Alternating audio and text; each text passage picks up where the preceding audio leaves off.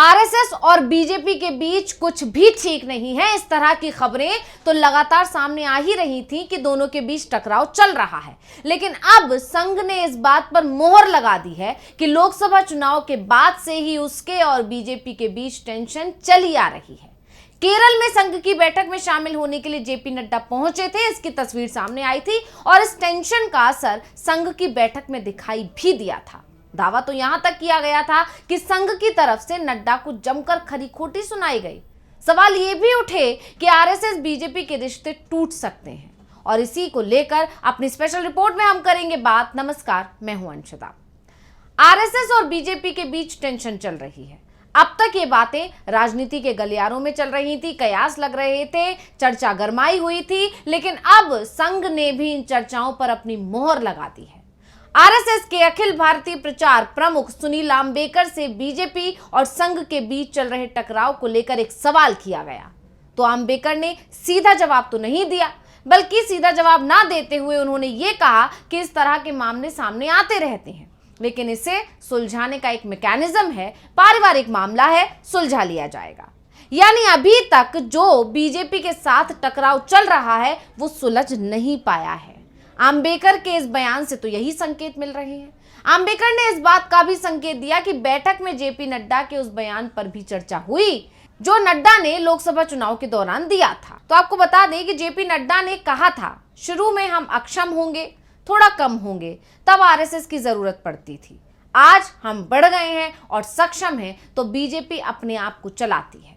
पहले की बीजेपी और आज की बीजेपी में यही अंतर है। और जेपी नड्डा के इसी बयान ने आरएसएस और बीजेपी के रिश्तों में कड़वाहट पैदा कर दी थी।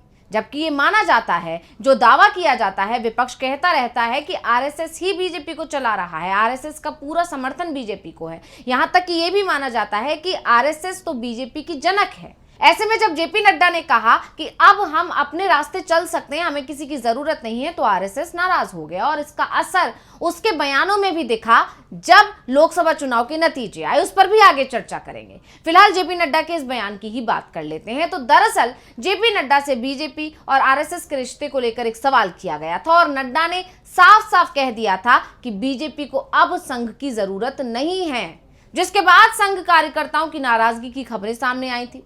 केरल में संघ की बैठक में यह सवाल संघ प्रवक्ता से किया गया, तो आम्बेकर ने इस बात को स्वीकार किया कि हम इस बात को स्वीकार करते हैं कि बीजेपी और संघ के बीच समन्वय की कमी है। ये पहली बार है कि संघ ने खुले तौर पर स्वीकार किया है कि दोनों संगठनों के बीच कुछ खटपट है, कुछ भी ठीक नहीं चल रहा है। अब भले ही मोहर अब लगी है कि बीजेपी और संघ के बीच कुछ भी ठीक नहीं चल रहा है, लेकिन लोकसभा चुनाव के बाद से ही संघ की बीजेपी से नाराजगी की खबरें सामने आने लगी थी, और संघ की तरफ से लोकसभा चुनाव में जो बीजेपी को जबरदस्त झटका लगा, उसकी वजह के लिए जो बयान आ रहे थे आरएसएस की तरफ से, उसने भी इस बात को हवा दे दी थी कि संघ जेपी नड्डा के बयान से नाराज है। जेपी नड्डा के बयान से संघ बेहद नाराज था। उसने चुनाव में बीजेपी की मदद तो की, लेकिन जब चुनाव परिणाम उम्मीद के जैसे नहीं आए, बीजेपी बहुमत से दूर रह गई, तो संघ ने बीजेपी और पीएम मोदी को खुले तौर पर घेर लिया। चुनाव परिणाम सामने आने के बाद संघ और उससे जुड़े लोगों ने बीजेपी पर तीखे हमले किए थे। उस समय संघ के तेवरों से यह साफ हो गया था कि बीजेपी हाईकमान ने चुनाव में संघ को ठिकाने लगाने की कोशिश की थी, लेकिन जब बीजेपी खुद ही ठिकाने लगने की स्थिति में आ गई, तो संघ ने बीजेपी पर हमला बोल दिया था। मोहन भागवत और आरएसएस के दूसरे नेताओं ने भी बीजेपी को खरी खोटी सुनाई थी, और खासकर इंद्रेश कुमार ने तो बयान देते हुए बीजेपी को कटघरे में खड़ा कर दिया था। इंद्रेश कुमार ने अपने बयान में बीजेपी को सीधे सीधे निशाने पर लिया था। इंद्रेश ने क्या कहा था, पहले सुन लीजिए। धीरे धीरे अहंकार आ गया, उस पार्टी को सबसे बड़ी पार्टी घोषित कर दिया, और उसका और जो पूरा उसको मत मिलना चाहिए, जो शक्ति मिलनी चाहिए, वो भगवान ने अहंकार के कारण दिया। जिन्होंने राम का विरोध किया, उनमें से किसी को भी शक्ति नहीं दी, सब मिलकर भी नंबर 1 नहीं बने, नंबर 2 पर खड़े कर दिए। इसलिए प्रभु का न्याय बड़ा विचित्र नहीं है, बड़ा सत्य है, बड़ा आनंददायक है। इसलिए जिस पार्टी ने भक्ति की, अहंकार आया, उसको 241 पर रोक दिया, पर सबसे बड़ी बना दी। जिनके अंदर राम की अनास्था थी, अश्रद्धा थी, और उनको सबको मिलकर 234 पर रोक दिया। कहा तुम्हारी अनास्था का यही दंड तुम्हें है कि तुम सफल नहीं हो सकते। इसलिए जो राम की भक्ति करे तो निरअहंकार करे। तो इंद्रेश ने साफ साफ कहा कि अहंकार ने ही बीजेपी की रफ्तार को रोक दिया। यही नहीं, चुनाव परिणाम के बाद मोहन भागवत का भी एक बयान सामने आया था। भागवत ने लोकसभा परिणाम के कारणों का विश्लेषण करते हुए क्या कुछ कहा था, आपको सुना देते हैं। उस ढंग से विकास की रीति, उस ढंग से अपने विकास के प्रतिमान हमको बनाने पड़ेंगे। उसके लिए देश में शांति चाहिए जगह जगह, और समाज में कलह ये नहीं चलता। अब 1 साल से मणिपुर शांति की राह देख रहा है, उसके पहले 10 साल शांत रहा। पुराना गन कल्चर समाप्त हो गया ऐसा लगा, और अचानक जो कलह वहां पर उपज गया या उपजाया गया, उसकी आग में अभी तक जल रहा है, त्राही त्राही कर रहा है। कौन उस पर ध्यान देगा?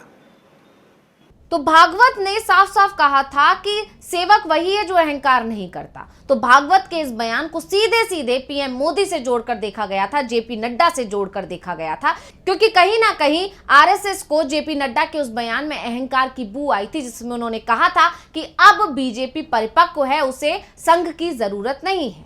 भागवत ने मणिपुर में हो रही हिंसा का भी जिक्र किया था और बीजेपी को मर्यादा का पाठ भी पढ़ाया था।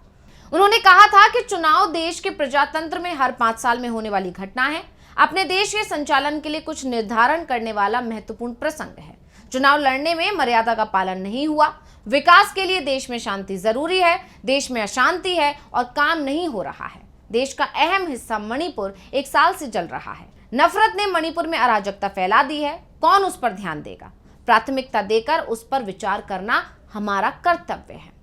यानी जो बीजेपी मणिपुर पर चुप्पी साधे बैठी थी, उसका मुद्दा विपक्ष के साथ साथ संघ ने भी उठा दिया था, जिसके बाद विपक्ष ने बीजेपी को घेर लिया था। खैर, विपक्ष तो लगातार बीजेपी पर हमलावर था ही, लेकिन जब संघ भी बीजेपी पर हमलावर हुआ तो बीजेपी ज्यादा घिर गई।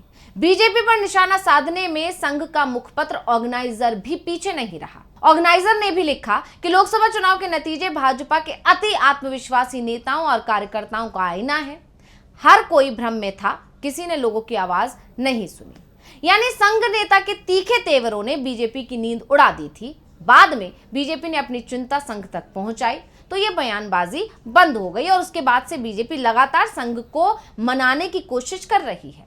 लेकिन मोहन भागवत बीच बीच में जरूर ऐसे बयान देते रहे हैं जिससे यह साफ हो गया था कि बीजेपी और संघ के रिश्ते अब बिगड़ चुके हैं। चाहे नागपुर में दिए उनके बयान हो, या फिर रांची में, या फिर पुणे में, या किसी और दूसरी जगह, निशाने पर कहीं ना कहीं बीजेपी और मोदी सरकार दिखाई देती ही है। और केरल में तो ये खुलकर दिखाई दिया। दावा किया जा रहा है कि पत्रकारों से चर्चा करते हुए संघ की तरफ से भले ही सिर्फ इतना मैसेज दिया गया हो कि बीजेपी के साथ टेंशन है, लेकिन इसे सुलझा लेंगे, पर हकीकत में मामला बेहद नाजुक स्थिति में पहुंच चुका है और इसी के चलते संघ की तरफ से जाति जनगणना को लेकर राहुल गांधी का समर्थन किया गया है। दरअसल दावा यह भी किया जा रहा है कि आरएसएस सिर्फ जेपी नड्डा से ही नाराज नहीं है, बल्कि नाराजगी पीएम मोदी को लेकर भी है। अगर मोहन भागवत के पिछले 3 महीने में सामने आए बयानों को देखें तो उनके निशाने पर कहीं ना कहीं नरेंद्र मोदी ही रहे हैं। ऐसे में ये सवाल भी उठ रहे हैं कि जेपी नड्डा बीजेपी अध्यक्ष पद से हटेंगे और इसी साल हटेंगे, ये तो तय है। साथ ही क्या नरेंद्र मोदी की कुर्सी पर भी संकट दिखने लगा है? क्योंकि संघ की नाराजगी का कारण भले ही जेपी नड्डा के बयान को बताया जा रहा है, लेकिन संघ की नाराजगी नड्डा से ज्यादा नरेंद्र मोदी को लेकर दिख रही है, क्योंकि ये माना जा रहा है कि जेपी नड्डा ने जो भी बयान दिया उसके पीछे बीजेपी के दूसरे नेताओं की भी सहमति रही होगी, और खास तौर पर ये बड़े नेता ही होंगे, जैसे कि अमित शाह या पीएम मोदी। नहीं तो जेपी नड्डा इतने कद्दावर नेता नहीं है जो संघ को लेकर इतना सख्त बयान, वो भी चुनावों के बीच दे सके।